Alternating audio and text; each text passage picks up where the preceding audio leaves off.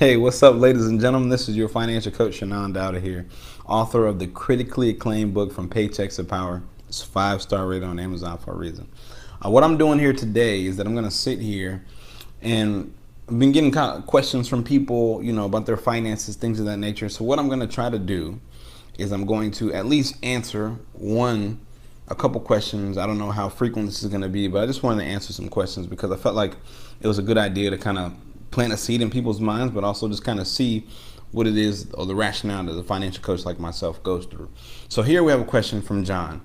Of course, the names will be a little tweaked. It's just so people within my network, won't be able to identify who's asking this question.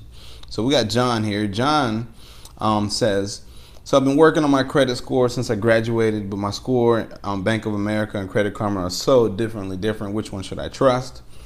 And then also says, I received a job offer at a company in Louisiana. I plan on moving out there, getting an apartment, getting a car, things of that nature, because it currently lives at home, right? And so for me as a financial coach, one of the things that I think about, first let's unpack, the credit score, because that was the first part of his question. Well, of course, the credit score is going to be a little different on multiple sites because they all use different bureaus. Bank of America might be using Experian, and Credit Karma might be using TransUnion, right? Which I think that's what they actually use, right? And so because of that, each bureau is reported to a little differently. So one bureau might get that you have a credit card outstanding with so-and-so, and another bureau might not, right? And so because of that, it's going to impact that, right? And so the point that I told John was, listen, don't let the credit score be so much your focus, right? I know you're about to try to rent, you want to buy a car, so right now you're thinking credit score. But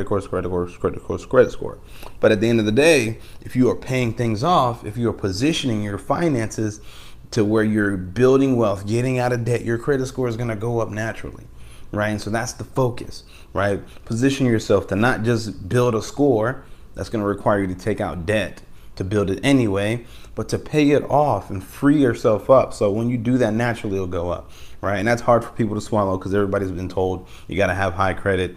And ultimately, at the end of the day, the goal should not be to have high credit. The goal should be to be able to fund and finance your own life, your own dreams, your own goals, your ambitions, right? To cash flow your life. That's the goal. That should be the goal.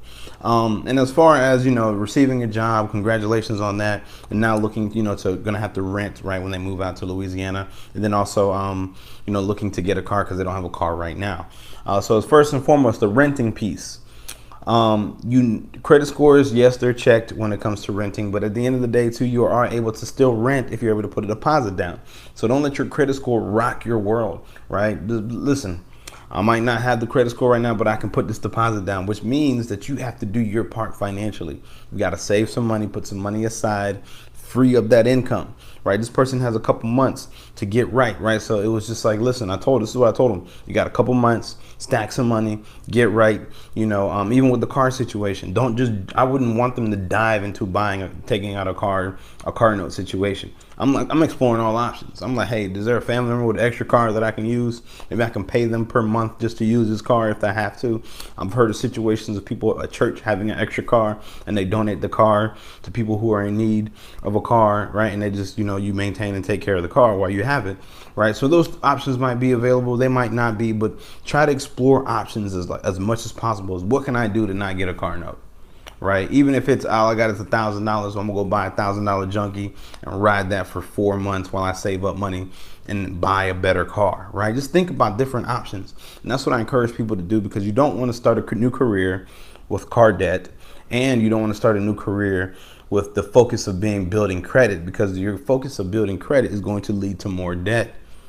And unfortunately, that's where most people are in trouble, right? You get to where people my age in their 30s now, and they're just like, man, I got all this debt, no money, I made the wrong choices, right? And it's not because you made the wrong choices, it's because what happens is that when you make credit and debt your focus, it tends to become your focus, and the only way to build it is debt. And when debt gets introduced into your life, it's hard for your spiritual demons and your desires to not take over, right? Because now you have access to money that you wouldn't have had, and so you start spending money on things that you wouldn't have spent it on. So that's just something to think about. I hope this helps you guys out. I hope this makes sense.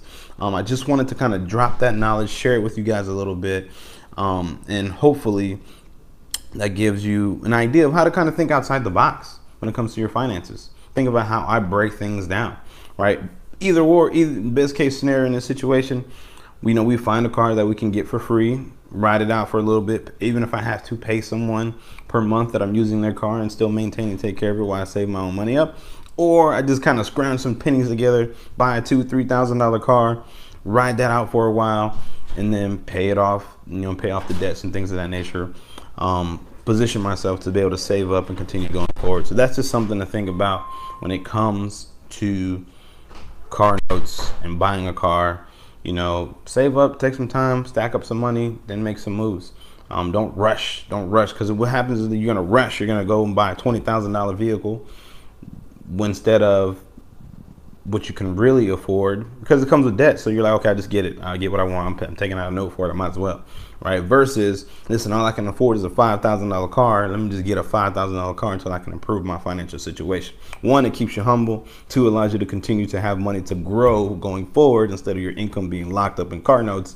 And then three, it just allows you to have that peace of mind without the debt of a car note, the debt of the stress of, your things that you're using to help you generate income, also creating more burden on yourself financially. So I hope that makes sense. Thank you for tuning in. Hope you enjoyed this video. If you like it, share it, tag someone, because we all have financial questions. We all have financial situations. Somebody might benefit just from you sharing this video.